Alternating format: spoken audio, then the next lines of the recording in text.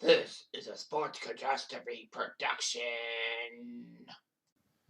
Hey there, hello there. Jeff Kirkman welcome you to another sports catastrophe on this day.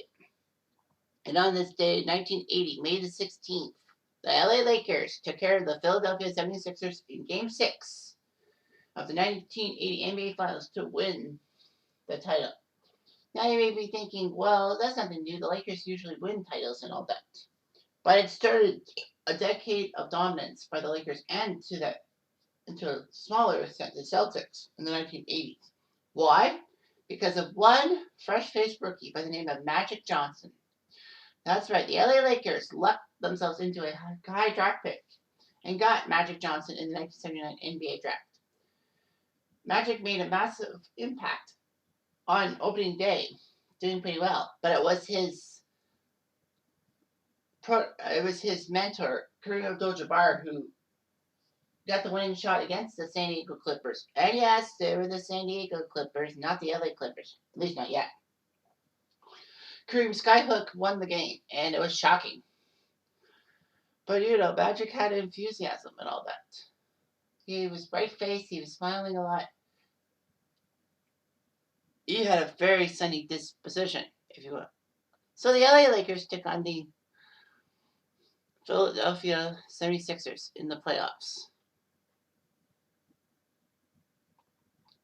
The Lakers hadn't won a title since 1972.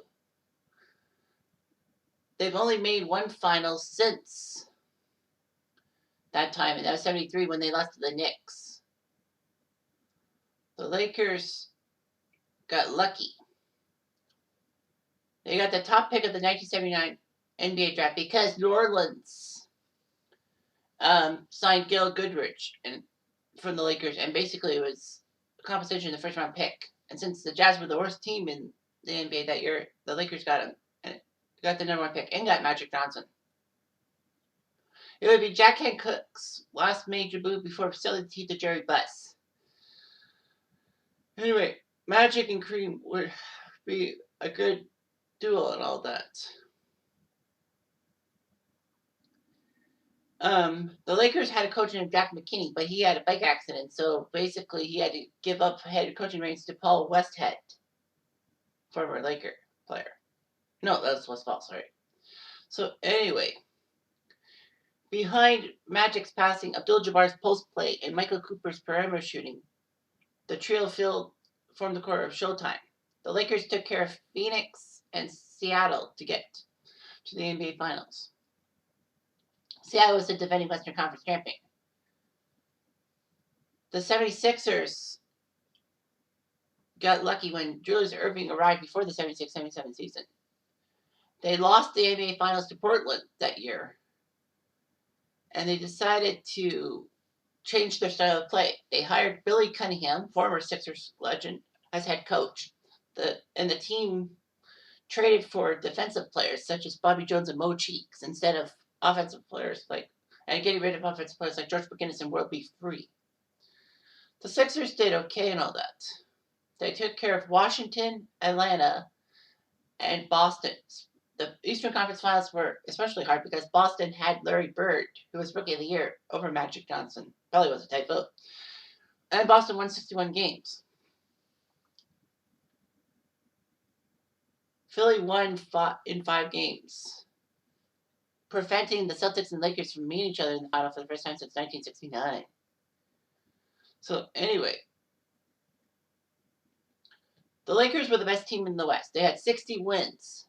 The funny thing is that Milwaukee was second with 49 wins, and Seattle's third with 56. Here's the problem. The NBA, kind of like what the NHL did for many years, had the 2 division winners go 1-2, and that basically the worst of the 2 division winners would get the 2 seed no matter what, even if the 3 seed was better than them. So by that logic, Milwaukee would have been 4th. But anyway, the Lakers took care of number 4 Phoenix and number 3 Seattle. Philadelphia would have the 3 seed in the conference, despite only being 2 back of Boston, because of that stupid rule screwed them over. And Atlanta, who won the other division, were the 2 seeds. So the Sixers had to play a best-of-3 first-round matchup against the Washington Bullets to move on, to move to the next round. There, they beat Atlanta in 5 games, and then they took Boston in 5. Philly and LA played each other in the regular season twice, and they both won on home turf. Now, this is actually a big thing about the Sixers in 1980, is that they were the first of all four Philadelphia professional sports teams played for their respective championships in the 1980 season.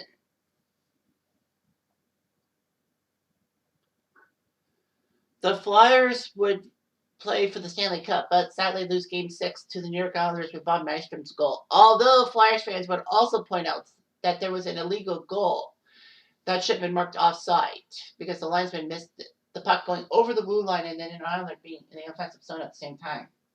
And yes, that was a blown call. That was a terrible call. I wonder if the Islanders would have won Game 6 anyhow. So the Sixers would be in the NBA championships. The Phillies would go to the 1980 World Series and take out the Kansas City Royals, marking the first time that the Phillies in their 93-year history up to that point that they won the championship. They were the last original 16 teams of the original 16 Major League teams that started in 1901 to get a title. And then the Eagles lost Super Bowl 15 in January 1981, but that's a 1980 season, so technically it counts. It was amazing. And every final in the 1980s had the Lakers or Celtics or both in them. The Lakers would split with Philly at home in games 1 and 2. In games 3 and 4 at the Spectrum, the Lakers and Sixers would split. Game 5 would see the Lakers beat the Sixers. Unfortunately, it was a huge error when Kareem Abdul-Jabbar stepped on Lionel Holland's foot as he was running up court and twisted his ankle. So Abdul-Jabbar tried to help his team out. And it did. So Abdul-Jabbar looked good. He was averaging 33 points a game and all that, as compared to Magic Johnson's 17.4. Unfortunately, the Lakers team doctors said that Abdul-Jabbar's bad ankle was unfit for Game 6. Because of the swelling, he couldn't even go to Philadelphia. So Paul Westhead decided to go with Magic Johnson at center. Johnson was tall enough, 6'9", in a sense, but anyway, Johnson was up for the challenge. He would lose the opening tip, but the Lakers didn't let themselves down, especially in the second half. The score was 60 all at the half, but the Lakers bounced back in the third and fourth quarters, outscoring their opponents 63-47. So Joel Wilkes had 37 points. Good for him and all that. Magic scored 42 points and was basically the MVP of the series. Despite the fact that, he had less points per game than Kareem Abdul-Jabbar and Julius Erving. He still played. So, anyway, yeah.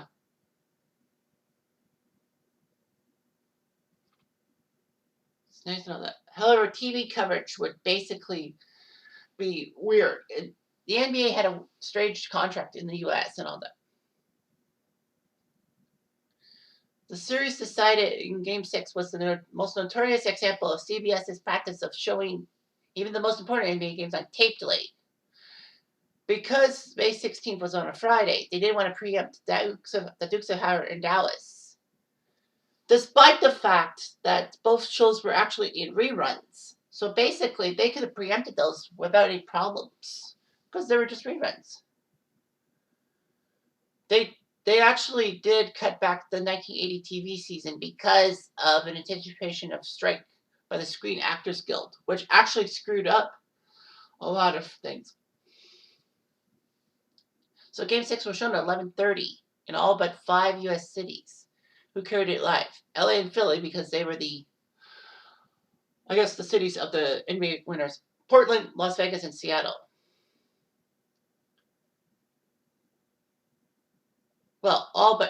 well, every city minus Philadelphia was in the Pacific zone. I could show it live at 6 p.m. local time and didn't really have to carry CBS's primetime lineup.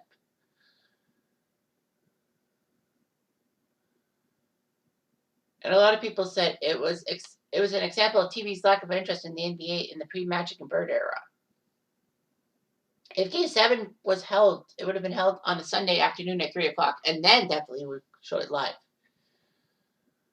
Brent Musburger would not do any more play-by-play work for CBS for the NBA. This was the last time he was there. He would be involved with CBS's NBA coverage for many years, but he was basically a studio host. So basically, they needed to get more people. Dick Stockton was one of the key voices for CBS at that time. So yeah, so the LA Lakers won. With Burns, Jones, Nixon, Hollins, Lee, Cooper, Haywood, Johnson, Abdul-Jabbar Wilkes, and Landsberger. Kind of weird names, but you know what? Hail to the 1980 LA Lakers. And they still dominated in the 1980s. That's good, isn't it? Anyway, I'm Jeff Diamond. I do.